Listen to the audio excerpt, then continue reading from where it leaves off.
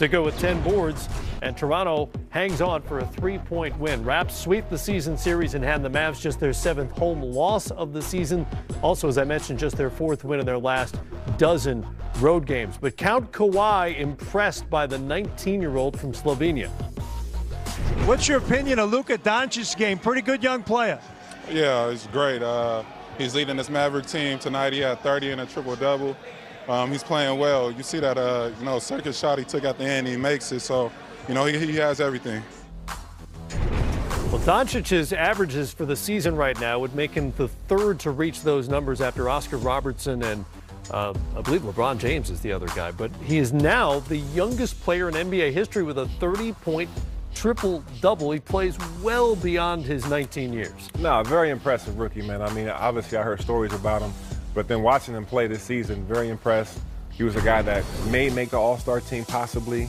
Maybe not. The Western Conference is loaded, but can do everything. Can pass, has great size, obviously has great touch, makes his free throws, makes good decisions, and does it all at 19. I remember early on in a Dirk interview saying that Luka was better than he was at 19. I'm like, let me see what this guy looks like. Very impressed by this young fella. Huge, bright future.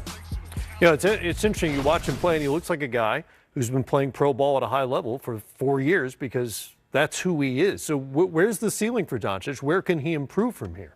I mean, it's hard to see where he's going to improve. He can shoot, he can dribble, he can pass, maybe on the defensive end, guarding multiple guys at multiple positions. But I just like his mental makeup. It is not easy to come into this league and have the impact that he's having in your first year on a competitive team. Like the Mavericks are hovering around, a playoff spot, and I'm impressed. I didn't know what to expect after hearing great things about him going into the draft, like Boo said, but really impressed, and the coaches are going to have a hard time leaving him off if he doesn't make it in the Western Conference. Going to be tough. He'll be 20 in about a month, by the way, and to me, the improvement probably comes physically, where he gets in better condition, probably gets a little stronger, maybe a little leaner as well moving forward in the NBA. All right, stick with us. Much more coming up here. 125-111. Impressive win on the road for Utah. They are on the right path right now. They take the home and home. They won 8 of 9 overall. Mitchell becomes the first with 12 straight games of 24 points or more since Karl Malone. Remember him? He was pretty good for the Utah Jazz back in the day.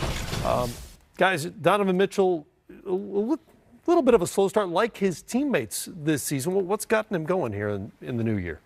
Well, I think a combination of time and understanding how to really be the franchise guy. I think last year in his rookie season, he surprised everyone. I don't think any of us anticipated the impact that he would have on this roster, really becoming the guy that they trusted with the ball in his hands. And then coming back into this season, the entire NBA is ready for Donovan Mitchell. Correct. So now the game plan is geared up to slow him down. And I think it took some time for him and for the team to adjust to how can we be successful with Donovan Mitchell running and leading our team, but then balancing it out enough for everybody else to have opportunities. And I think they found a nice sweet spot. Quinn Snyder, to me, is one of the great coaches in our league. I mean, we had a lot of great coaches in the league, but Quinn's doing a great job with his group. Yeah, well said, Fish. I think last year, like you said, they were a surprise on the season. I think this year Denver might be doing what they expected Utah to do. But Mitchell's a stud, man. He's consistent. He's got an outside jump shot. He kind of reminds me like a D-Wade kind of player. Very fast, very athletic, very explosive. Can make plays with a three-point shot. But with a great three-point shot, exactly. Can make plays for his teammates. And then you see them starting to figure it out. Gobert's playing very well. He might make the All-Star team. You see them climbing in the ladder. We were talking about this off air. Utah's now in 7th spot and continue to climb before the All-Star break. So Utah playing very good basketball, which they usually do, and a lot of credit to Quinn Snyder. Mitchell's averaged 30 a game, 47% from the field, 40 from three-point range over his last 10 games.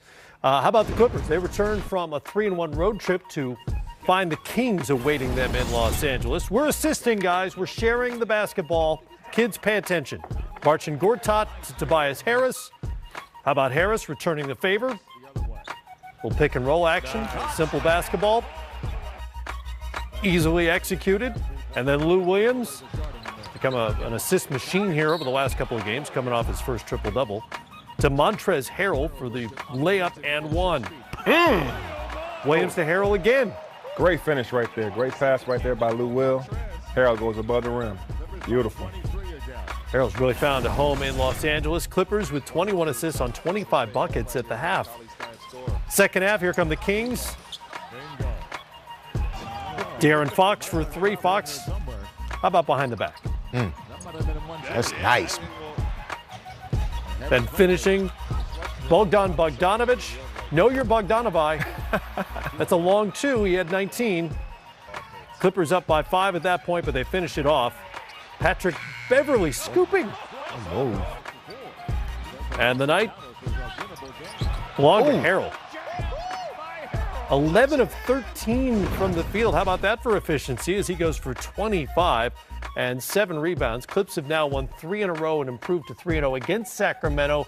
Kings were just 8 of 36 from 3. They've lost 8 of 10 away from home.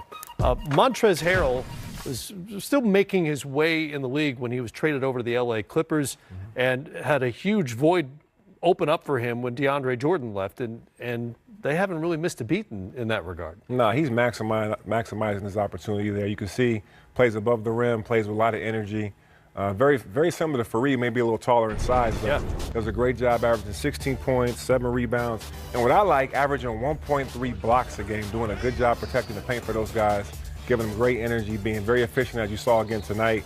Can finish with both hands inside. So very, very impressive. He's on a short list as well, maybe with Siakam as well in Toronto as most improved this season. And a great example of a big athletic guy who's going to make a ton of money in the NBA by doing really basic things, right? Going to the rim, rebounding, dunking on the pick and roll. It's a good formula if you can pull Great it off. formula. Embrace your role. Yeah, Clippers had 35 assists in this game. Impressive for a team that doesn't necessarily have the type of perimeter shooting that you sometimes see, with the great shooting teams in the league. It just speaks to, I think, the identity that this team has embraced with one another. No man is greater than the other. They're sharing the basketball, playing together, utilizing the strengths of each of them. And it's impressive. I think Doc Rivers is doing a wonderful job with this group. And they're going to be an interesting team to watch as the season kind of tightens up. Can Lou Williams continue that fourth quarter scoring that he does so that the Clippers can steal some wins and hang into that Western Conference playoff hunt? And can the Clippers hang on to what is right now the 8th spot for them and hold off the likes of the Lakers, the Timberwolves, the Pelicans, and everybody else? LeBron's coming back. Western Conference. He's coming back sooner rather than later, that's for sure. All right, much more ahead here on Game Time coming up. Clay on the reasons he's hot at the moment and why the DeMarcus Cousins era is off to such a smooth start.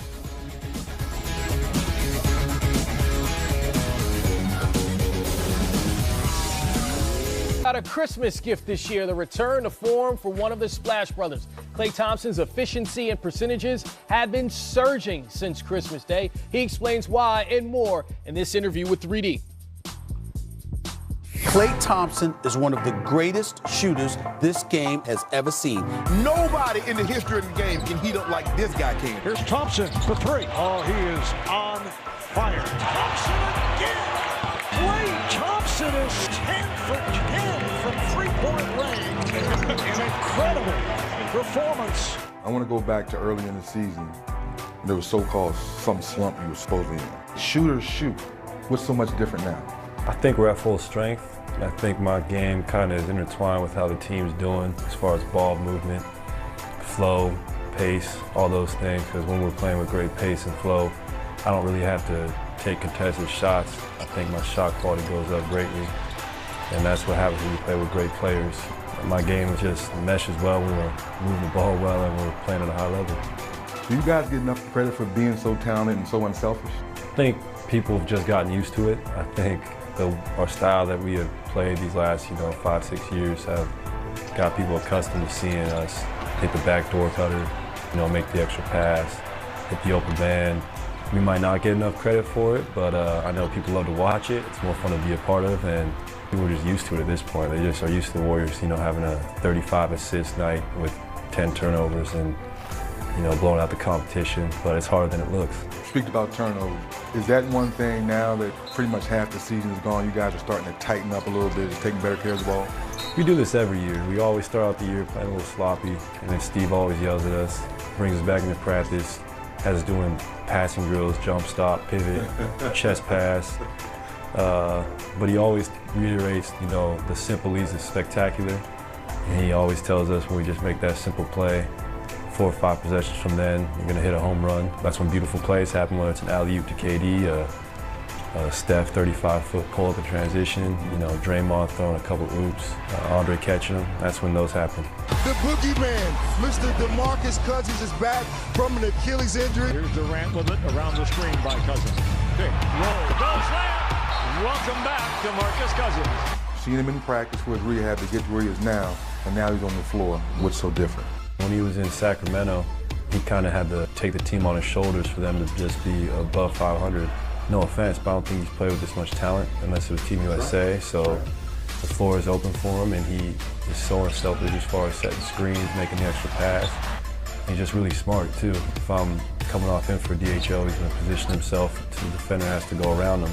Using his big body, coming off screens, him being able to stretch the floor, knock down threes is such an underrated factor for us, and just being a great basketball player, and he will make the right play.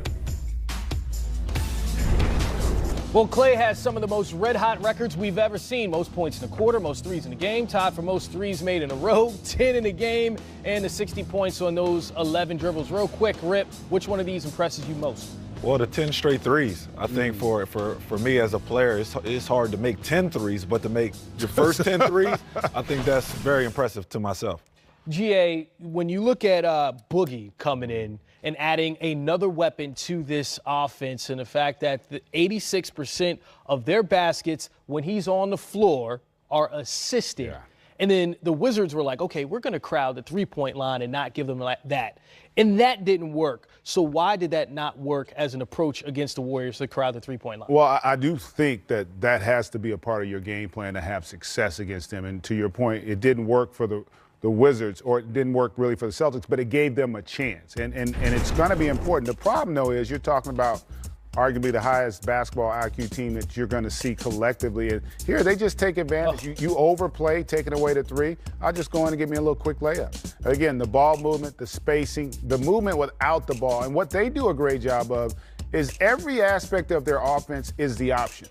And they all make the right reads on these plays, and again, understanding weak side there, you're not going to leave Klay and you're not going to leave Steph. So that just creates an easy opportunity for that pick and roll action with Durant and also Boogie Cousins. So they're just, I think that's the thing that people didn't talk enough about when you look at Cousins coming over and also Durant. Those guys just weren't great players. They were high IQ guys.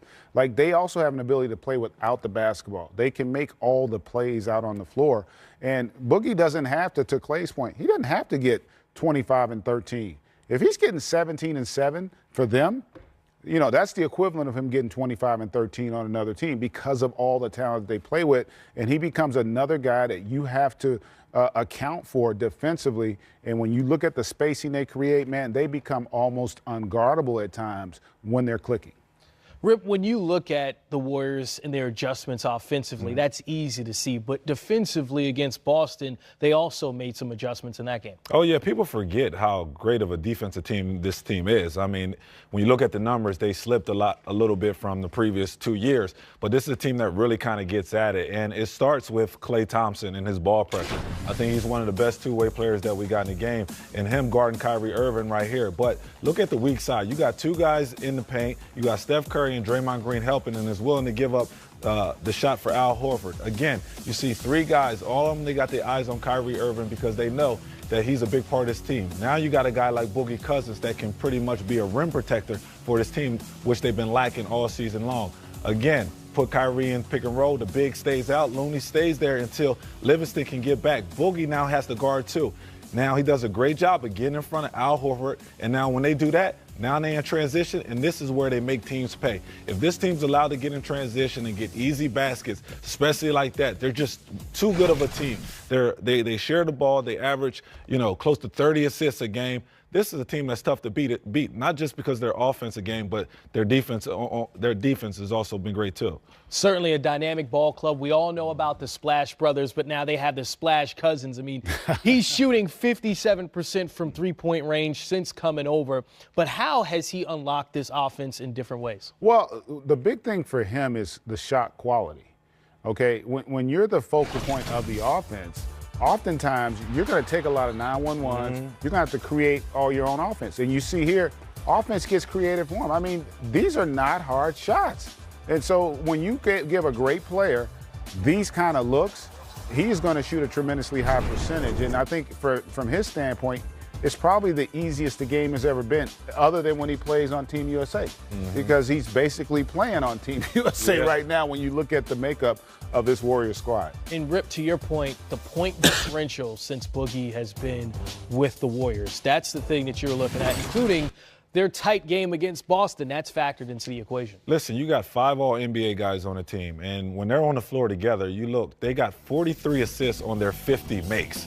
So that's very impressive to me, because anytime you got a superstar type caliber guy, you got 2 former MVPs, a lot of times guys try to take it upon themselves to kind of be the leader on the offensive end. But they know they do it by committee. You heard Klay Thompson's interview. He says, hey, you know what? I got the luxury of playing with great players. And when you're playing with great players, the spacing is great, like GA say. You ain't got to take tough shots. You ain't got to go out there and force the issue, because you know if you swing the ball, your teammate is going to be looking for you to get yourself a wide open basket. Well, it won't be too long before you can see the Splash Brothers and the Splash Cousins right here on NBA TV. They're on Game Night Monday. Casey Stern, Candace Parker, Steve Smith will call the game between the Warriors and the Pacers. The nightcap will feature the Hawks and the Clippers. Coverage starts at 6:30 with the Auto Trader pregame show. Kyle Kuzma, JaVale McGee both out tonight for the Lakers as they face the Phoenix Suns. Of course, LeBron James has missed the last 15 games, and Rajon Rondo has missed 34 games this season. Here's Luke Walton ahead of tonight's matchup. Kuzma and LeBron, they'll play when they can. You know, they're not out with things. I mean, Kuz tried to play through this last game, and we saw he just couldn't get the job done. So instead of having him limp around out there, let's get him healthy enough to where he can help our team win. And we have other guys that are going to get more opportunities now, and they need to step up. And you know, we believe that they will. But it's, you know, there's certain things you can play through, and there's certain things you can't. And if you try to play through things that you shouldn't be, you're more likely to get hurt, and more likely the team doesn't get a win anyway. With that, let's welcome in Tanya Ganguly of the Los Angeles Times. Tanya, great to have you. Look, LeBron won't play tonight, but he went through contact drills on Saturday. Is there an expectation on when he'll return? Not yet. We're still kind of waiting to see how he does through those contact drills. Saturday was the first time Luke Walton actually saw him doing contact drills. It was the first time he did it with the Lakers. So I think at this point it's just a matter of, with groin injuries, you have to be careful. You have to see how it reacts to every step of the way, and the Lakers are going through that process right now. So no Lonzo Ball, also Kyle Kuzma out tonight, no JaVale McGee. But to Kuzma, how serious is this hip injury that has him out tonight? Kyle Kuzma's been dealing with this for a little over a week now, and he's a guy that, you know, Kobe Bryant is his idol. He's a guy that wants to play through everything. So he was playing through it, and I think in their last game they just reached a point where everyone could see that it was affecting him too much. Luke Walton told him during the weekend that if you're moving like you did on Thursday, I don't want you out there. So they came to that decision that it's only going to hurt him to be out there. I think it's serious in terms of that, because the Lakers have been missing so many guys, and this injury situation just keeps snowballing for them. But Kuzma should be better as he gets a few days off.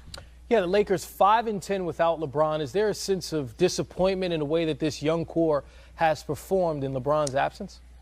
I think that there's understanding, because it's not just been LeBron. They've been missing Rajon Rondo, then they lost Lonzo Ball right when Rondo was coming back. So the injury situation has just been really tough for everyone to go through. I think Luke Walton, I asked him today, how do you address this so that your young players don't give in to the frustration you can feel? And he said that you address it, you talk about it, you make sure they're aware that this is something that can happen, and hopefully they can get themselves past that. But it's just been so tough. I mean, not just LeBron, which is a huge injury to have, but they've had so many other pieces missing, and today with Kyle Kuzma missing, that's going to be a significant dent to their firepower. Certainly, it'll be interesting to see how the Lakers play tonight, and everyone's awaiting LeBron James' return. Tanya Ganguly from the LA Times, appreciate your time. Thank you. No problem.